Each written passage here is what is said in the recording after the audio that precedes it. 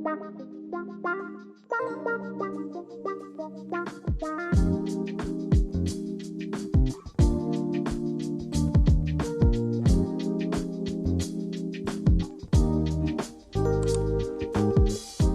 everyone. Today I have Eshelman Latimer, a psychologist, founder of the Family Peace Program, which is to help parents and couples in a high conflict home with a clear path to peace.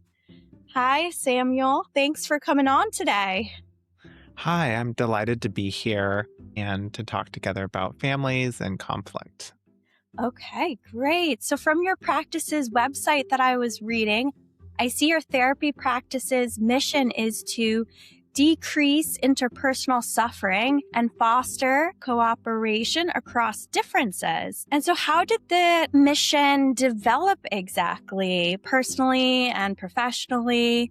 And how does it shape the way you approach your work currently? So, doing conflict work is a huge part of my story. And I grew up on the edge of Gen Z and the millennials. And I really, growing up, witnessed a lot of conflict online on social media and other platforms, and was just used to a lot of political animosity, which I'm sure others who are Gen Z and millennials can relate to. And so I think that experience really led me to care about reconciliation across differences and what we can do to better manage conflict in our lives.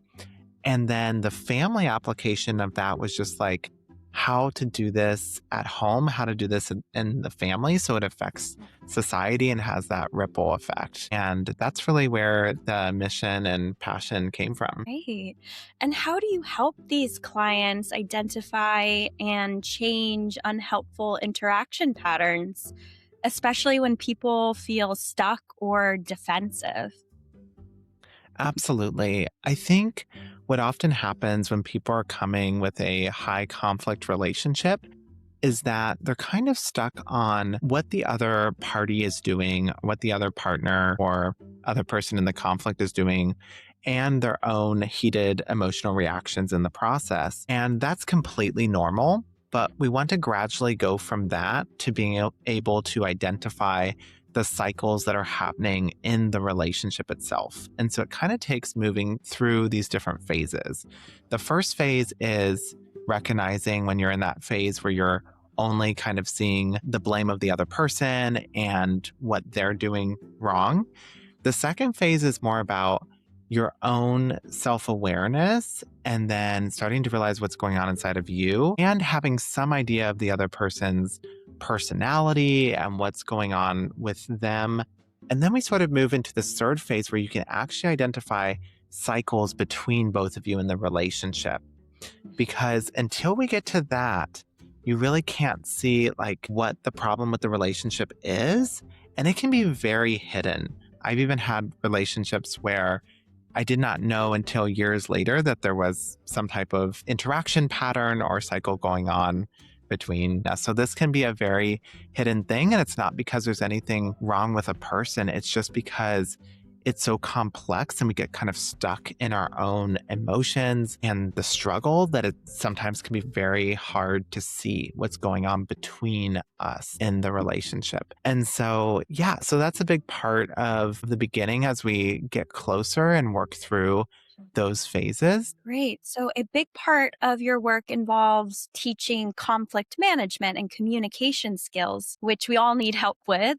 Lack of communication is a leading cause for divorce. So, what are some surprising misconceptions people have about communication when they come to your therapy office? Really think that communication is 9 times out of 10 more about emotional exchanges between people rather than words. I do think words matter and how we go about using different words. But I think 9 times out of 10, the emotional communication between people sort of dictates other things and the body language as well. So it can be the understanding of one's own anger and another person's anger or irritation, the understanding of what it looks like for me to experience shame and you'd experience shame or sadness and other emotions, I think is so incredibly important. And we have to be able to notice when we're in these different states and in these different emotional ways of being and interacting with each other, because that often dictates the connection. The Gottmans always say that relationships need at least like 5 positives for every negative. And so it's not that that one negative will break things. If I kind of offer a critique and say, it would really mean so much to me if you contributed to doing the dishes more often. That's not going to break things, but I think it's really the ratio. It's that we have these other 5 positive things going on at the same time. And these could be subtle. I'm literally talking about maybe we agreed with each other, maybe I nodded, maybe I gave you a smile. And all that combined is sort of like holding up the relationship for that time when I'm going to give the critique. And it's not 1-to-1 ratio. And I think that's sometimes not understood. So the 1-to-1 ratio is actually a very distressed relationship. It has to outweigh the amount of negativity for us to have that glue to stay together. So there's more about communication, but I think understanding emotions is so pivotal in terms of understanding communication. And I've often heard psychologists say that when children are exposed to high levels of conflict, it can be healthier for the parents and for the children to just have the parents separate. So that way they're not always subjected to all of this conflict that they eventually internalize, and that can turn into depression or anxiety. So, in your personal experience as a therapist, are there situations in which staying together may be better for the children? And if so, are there specific circumstances that would be good for that situation? Think first, I like to think about separation as more of a spectrum Mhm. because it's interesting. Some relationships need more closeness, Mhm. and some relationships need to practice boundaries and a little bit more distance. Now, the separation itself can look like anything from a couple staying together but taking a slightly longer breaks.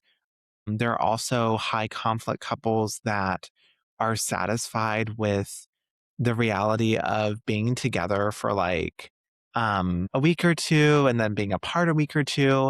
It's not one size fits all sometimes with those degrees of separation based on their dynamics and how they're living together. But of course, the degree of separation does vary. And when we talk about getting to divorce or full separation, it can be pretty complex. Yeah. I think I say it's to a spectrum because the interesting thing is that there's also some recent articles about some couples that got divorced, even still remarrying later on in life. Now, that's a very small percentage of couples that would do that, but it just goes to show that it still remains a spectrum. And if they don't have any kids, then it's likely that the divorce is final. Usually, the separation in terms of contact and the breaking of contact truly does usually break the relationship over time. If they still have kids, then within divorce co parenting, there's always still that spectrum and that process. So it is a spectrum. Yeah. And then in terms of like, what's better for kids? I look at the research on it, and what I think is like parents making wise choices and non reactive choices is better for kids because, and it could be either way. I mean, divorce or separation is a very tough decision that usually one person is making and the other person is accepting at the end of the day, even though they might go back and forth many, many different times. And that's kind of normal. There's a huge process to it, right? But it's a decision that one person makes and one person usually accepts. It's usually not mutually agreed upon, unfortunately, but maybe sometimes out of acceptance is. And so the key is like conflict, it's how it's handled. And so if they can get into a wise enough mindset where they say, let's lay down the fight. Is this the wiser thing for our kids or for us? Then sometimes it can go peacefully. It's the reactivity and then the punishment back and forth of the other person due to the tremendous hurt that makes it volatile and challenging for children, regardless of whether they stay together or don't stay together entirely, because it's really getting caught in that reactivity that for kids is so tough, whether they stay together or not in that case. So it's complicated, but the more really wisdom and the more healthy conflict rather than destructive conflict they can do, the better it goes. Right. And so are you saying that if it is very hostile and volatile due to all the resentment that's been piling up between partners, that it would be primarily best for the children, for the parents to separate or divorce if they The can't seem to degree get that under rein?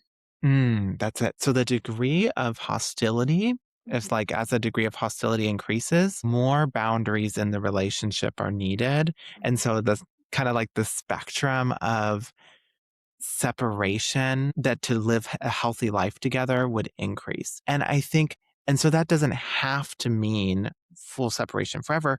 For some people, it can look like other arrangements, but it could be. Yeah, Right. because of that. And you also find, I know people will talk about, and sometimes this is the case, and I have to accept that this is the case, that sometimes somebody may have a partner with something like narcissistic personality disorder, or it could be more of an extreme type of case, right? If that's the case, and it genuinely they do meet criteria, and it's not just in the heat of the fight that I feel like you're selfish or a narcissist because Mhm. that's the feeling, right? But if it genuinely is the case, then that's a person that can't do healthy, very close relationships.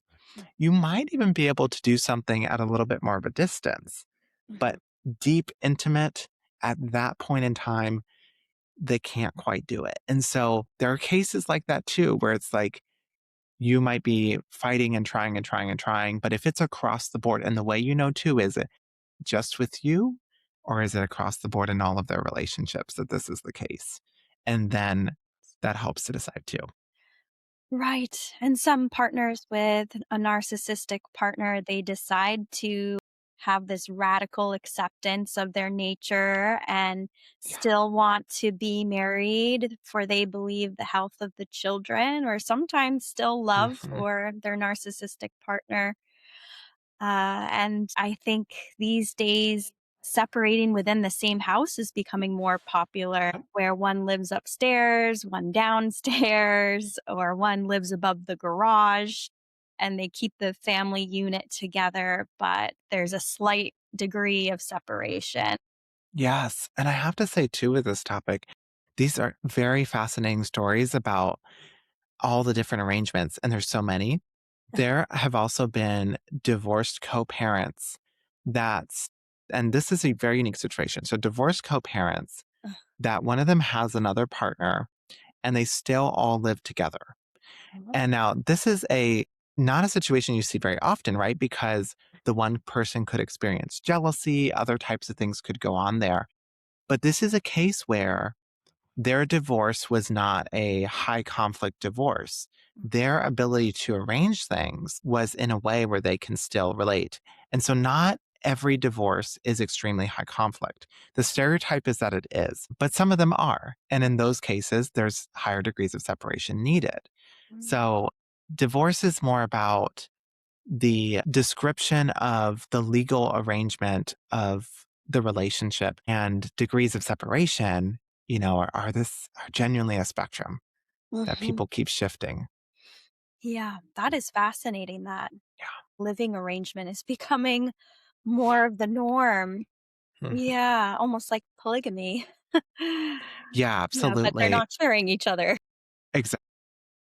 Yeah, so that you would need a lot of healthy boundaries in that type of situation, and they would have to be very emotionally mature so as not to get jealous or threatened by the previous partner in any way. Yeah. Wow, well, thanks for sharing that. So, then how do you guide families to shift from these reactive states that you're mentioning to strategic communication, especially when the stress is so high?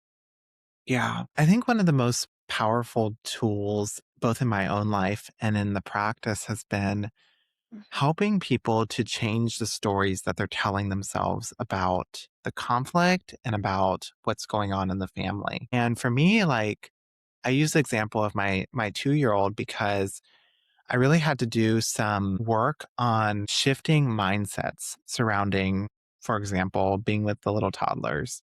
So toddlers will at times, like, they will scream and throw things, and this is part of toddlerhood. Like, it is a part of toddlerhood. And I think for me, understanding that temper tantrums for more like, 1.5 to about 4-year-olds are something that is universal. So that's not just a parenting style thing where you can do the perfect parenting style and your toddler will never have a temper tantrum. Like, there's better parenting styles, like there's different ideas, but it's still normal because of the brain development. And so, like, it could be like, I want the red cup instead of the blue cup, and there's no blue cup, and there's nothing you can do about it, right? And so, and sometimes it's just a lot of tears. And that's normal brain development. So, what I tell myself mentally is, this is completely normal. There's nothing wrong with me. There's nothing wrong with my toddler. This is completely normal. And this is some like parallel, like, thought processes is sometimes what we have to do in relationships, because a lot of things escalate by like fighting reality and fighting the story of who I am and who they are and what they do. And so maybe it's like your partner, like, maybe they like bite their nails a lot and it annoys you or something. Okay.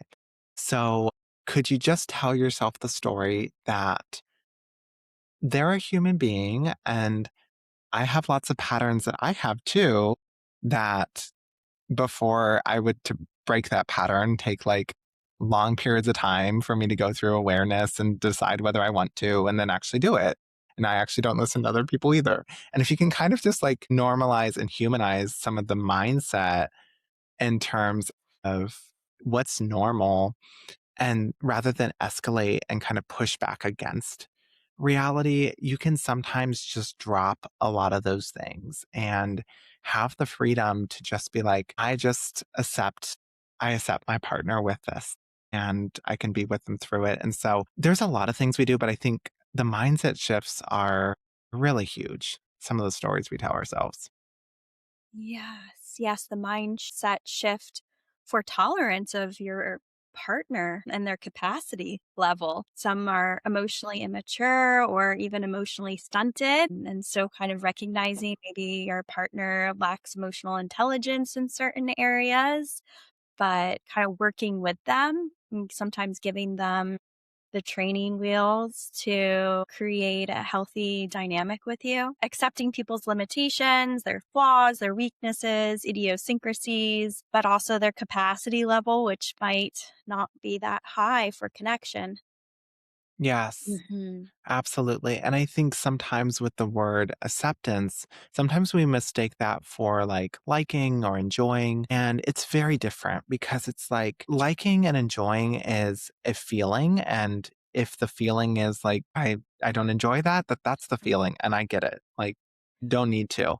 Acceptance in this context is just like, this is what it is. And I'm going to try to look at it as realistically as possible. That by me, maybe in that case, like nagging my partner so much about that issue, it's not going to help them to really change that. And just like a true acceptance of a reality in terms of how people change, who human beings are, what a relationship's like, the more I can understand about that reality, I can then like lean into reality and work with reality instead of fight reality. Yeah, not fighting against the current, Yeah. just kind of accepting it and releasing into that current and seeing where it takes you. So, for people stuck in conflict, how do they overcome the fear of anger in conflict? I see that a lot in my own practice, and they have a different temperature for what anger even really is. Someone might feel that a raised voice is anger. someone might have a higher tolerance for anger and think that yelling shows anger. And someone with an even higher tolerance doesn't recognize it as anger unless someone is slamming doors or throwing things. So, yeah, I'm just so curious. How do you recommend people overcome this fear of anger, especially if they have a lower tolerance for it than their partner? Absolutely. So, just like you were saying, I do believe that people have different thresholds, different abilities to tolerate different emotions, and some of that's biology, some of that's the way we grew up. It's a complex mixture. But I want to speak to the people who are like, I'm scared of anger. I'm scared of any conflict, anything disrupting me. And I want to speak to those people because I think it's less applicable for those who are just not scared of it in the heat. And I think this is speaking to them because these are the personalities that often are struggling in relationships. And also this is a lot of Gen Z as well. It's our culture and the fear of conflict, the fear of anger. And so one of the things for the empathetic people, those who are empaths and are really able to empathize with other people's like sadness and their guilt and any of those softer emotions. What happens is for those people, they know how to empathize with all of those emotions. But when it comes to anger, it can be much more tricky for them because on some level, they can't really relate to what do I do here? Do I fix everything? Or do I like, run away? Or do I try to like validate it and say, like, oh, yeah, it makes sense. You're so angry. Like, yeah, you should be angry. Like, they struggle with what to do. And it's because of the difficulty, even for that super empathetic person, to imagine that they are the person doing an angry rant. And if they can really imagine that they are the one doing the angry rant, they could picture that the angry rant is actually an expression that is getting things off of a person's shoulders and it is sort of shoving it out there in the world. It's putting it out. It's like an outward emotion. And so, actually, the person who's doing the angry rant might feel a release. They might feel like they got stuff out there, but everybody else has to be careful not to take that in. Because if they do take it in and take in that angry energy, they might start to feel like they resent that other person who had the anger. They can't handle the other person who had the anger. They're scared of the person who had the anger. So, what they need to see is that the most empathetic thing for them to do is actually to detach a bit from the angry rant, to put up a little bit of a shield. Now, it's not for everything the other person's doing, not if they flip to sadness, then you can lean in again. But if they flip to angry rant, you need to be able to detach enough and that you can be okay. And actually, your words in your mind can be words like, I'm a good enough parent. I'm a good enough partner.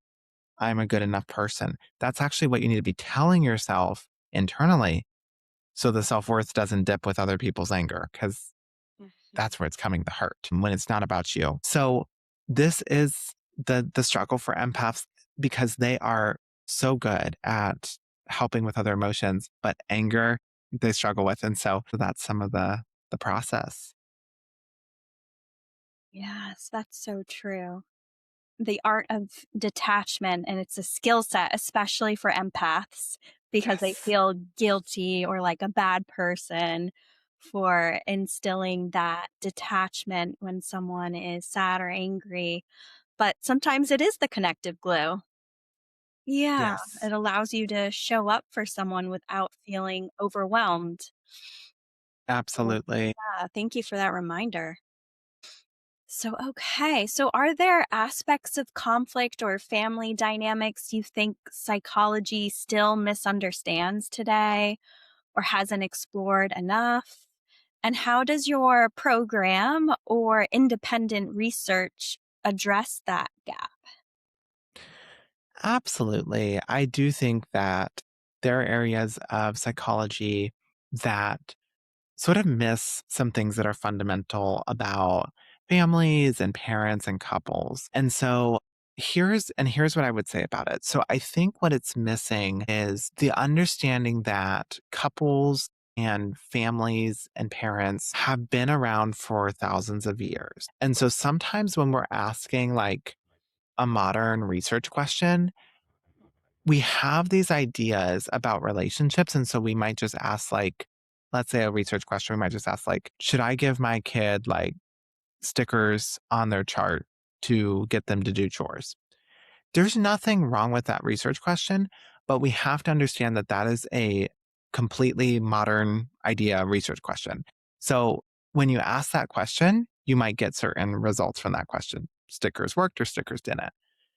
But when we understand ancient history and hunter gatherer societies and other cultures, then we sort of open up to other possibilities with different research questions. And I'll give an example. Like, if we look at hunter gatherer societies and even modern day hunter gatherer societies that still exist, like the Hadzabe and the Inuit and other tribes, they have a very like sharing mindset and very like tribe oriented mindset, like what's best for all of us mindset.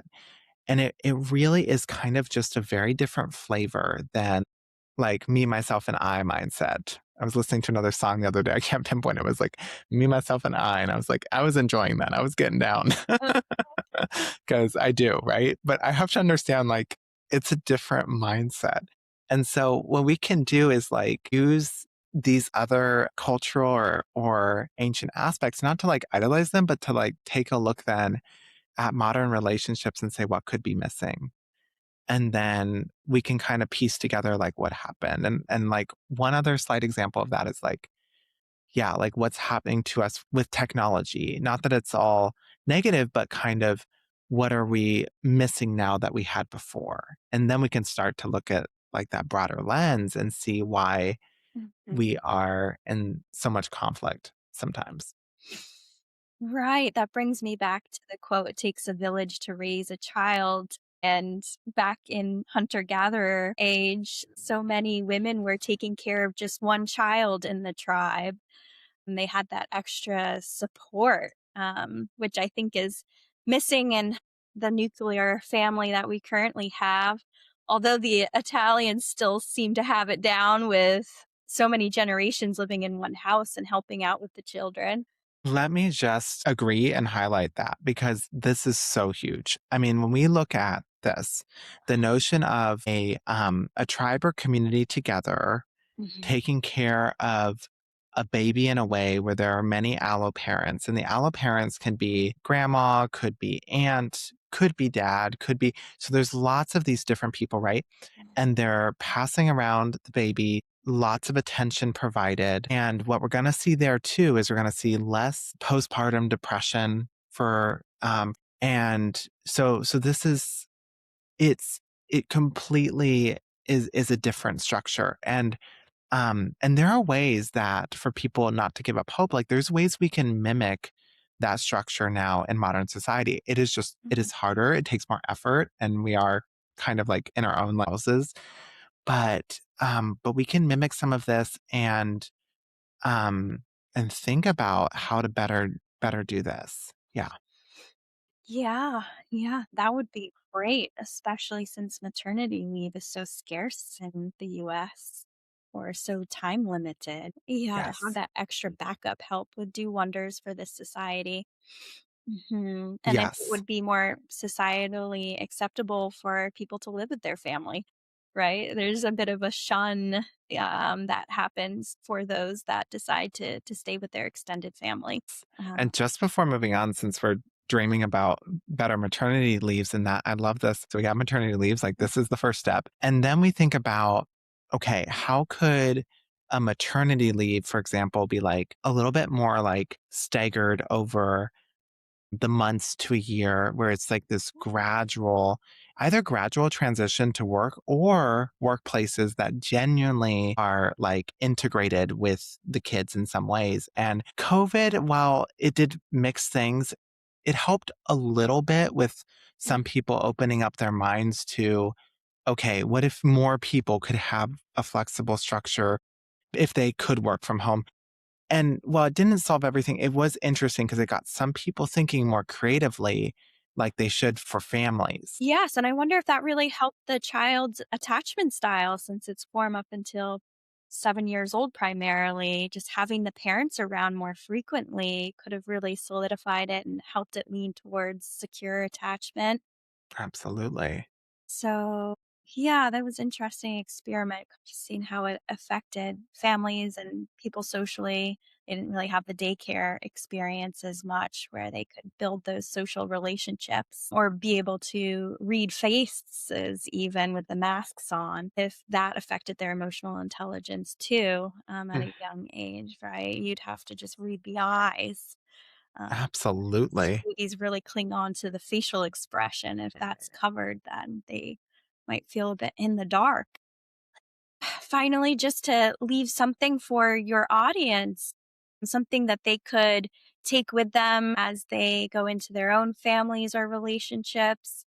So, in your experience, what's one simple but powerful habit people can adopt to foster cooperation in their personal or professional lives? Yeah. I think one of the tools that I love is simply called the STOP skill, and it's from dialectical behavior therapy. And it's this acronym. I like that it's simple because it's what we need in the moment. And it's just stop. And then the T stands for take a step back, observe mindfully, and then proceed mindfully after that. And so basically, what we're doing with this is in the heat of the moment with intense text messages or whatever's coming through, you're trying to just pause yourself and not reply immediately. And then the take a step back is really about like taking your phone and just like putting it out of reach so you cannot get to it immediately if you're feeling that impulse to reply. And then you're going to go to just noticing what's happening inside of you, breathing, stepping back. And then finally, when you're ready to proceed mindfully, when you're like in this wiser space, then you decide what to reply. And I think this one, like, it sounds so simple, and in a way it is, but it's the practice of it that has really helped me with my relationships and compared to just even like a decade ago in terms of like reactivity and just really needing that pause before diving right in. And reactivity is so common when you read a Yes. text message because you can project anything onto that text message and blow it out of proportion. You're almost wrestling with your own imagination. So that stop technique would be perfect to prevent rage texting or rage emailing. I often give just an overall broad tip to clients. Why don't you sleep on that before you send that? See how you feel in the morning. So, yeah, so that's a great tool. That's a takeaway for our listeners. So, thank you so much for coming on today. I really appreciated all the tips and insight because conflict is something we can all work on and we perfect as we age. And is there anything else that you wanted to add at all for anyone listening today?